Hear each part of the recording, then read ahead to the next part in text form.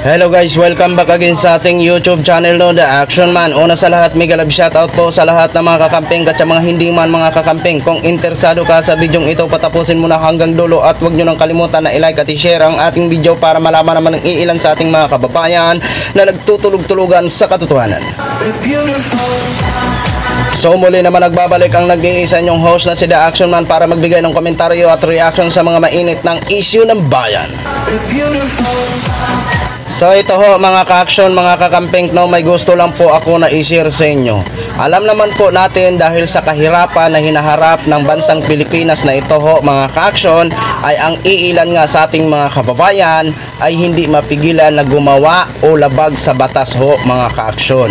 Pero may batas ho tayo na kapag nagkasala ay sila ay paparusahan o ipapakulong ho mga ka-action. Pero dito ho pagdating kay Mayor Baste Duterte, hindi ko alam kung sinaniban ba siya ni papa niya Digong. Iba ang batas ng Davao na gusto ni Baste Duterte ho mga ka-action. Eto po, panoorin muna natin at pakinggan itong kanyang pahayag. Sa una kupot ang Davao. So natay mayor kani adto, manahimong presidente na to. Stricto kaayo ni siya. Grabe gyud ka stricto. Grabe gyud ka stricto gyud kaayo. So, ang plataporma ana niya wa gyud na nausab. Gikan pa nga sugod drugs and criminality o corruption lang gyud na. Igibaw manggod mo. Og di na nato patas-on ang storya, di lang diri sa Davao pero sa tibuok nasod mao gyud ang problema nato. Mao na okay, ako may nabutang diri ron. Kamo mga kriminal, kung pedophile ka, rapist ka, patyon ta ka. Kung kidnapper ka, holdupper ka, patyon ta ka.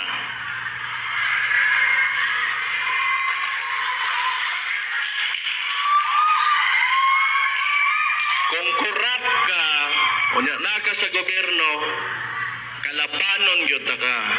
Maning ka. Pero kung medyo okay ra ka, posposan lang da ka, badlungon lang ka, ha? Uway lang imong katapat, bunalan da ka. Pero ayaw diri sa Davao.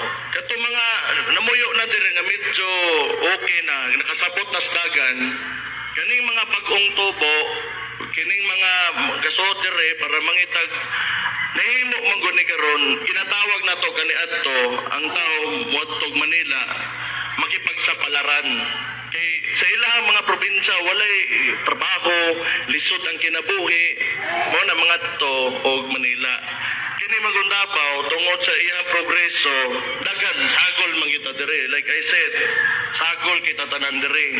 Everyone is welcome.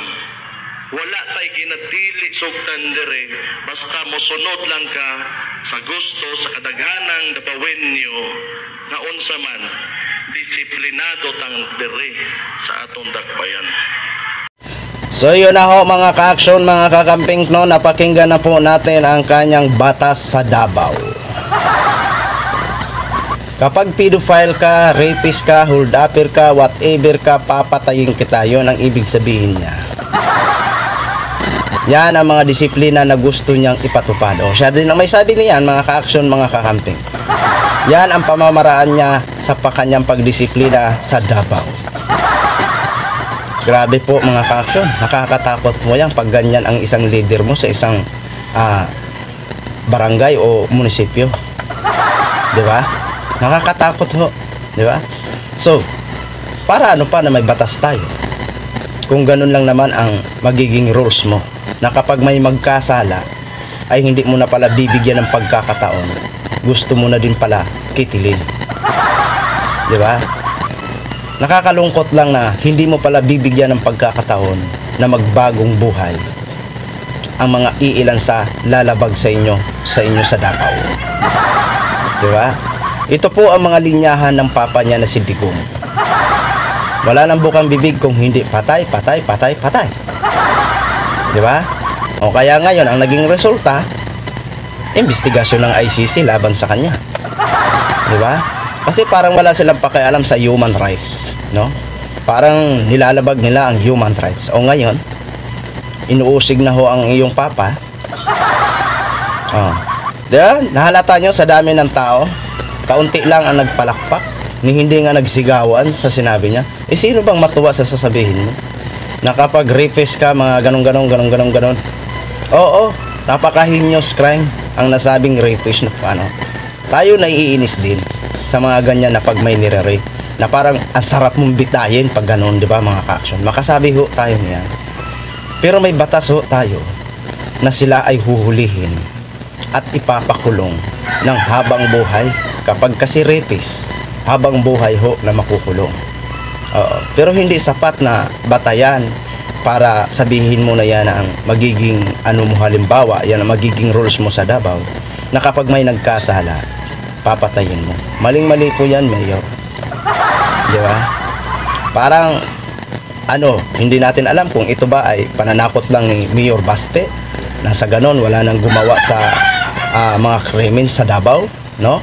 Pero alam naman ho natin ang linyahan ng kanyang papa, ng kanyang tatay niya Digong, di ba? Kaya kayo dyan sa mga Davao, wag na wag ho kayo magkakamali. Nako ho, ngayon na narinig nyo na ang sabi ni Mayor Baste, kapag mang-rape ka, kapag pedophile ka, mang-hold up ka, whatever, nako, papatayin daw. Kayo na lang ho ang humusga mga ka-action kung tama ba ang gagawin ni Mayor Baste o dapat maging ano sa proseso sa batas, na kapag nagkasala ang isang tao, may batas tayo na siya ang uusig sa taong nagkasala, at kung mapatunayan ay ipapakulong ayon na rin sa kanyang kasalanan, 'di ba mga ka-action? So yun lang ho, gin-share ko lang ho sa inyo. Maraming salamat po sa ating mga viewers Luzon, Visayas at Mindanao all over the world. Ako po ang inyong lingkod, si The Action Man. Have a good day everyone. Beautiful.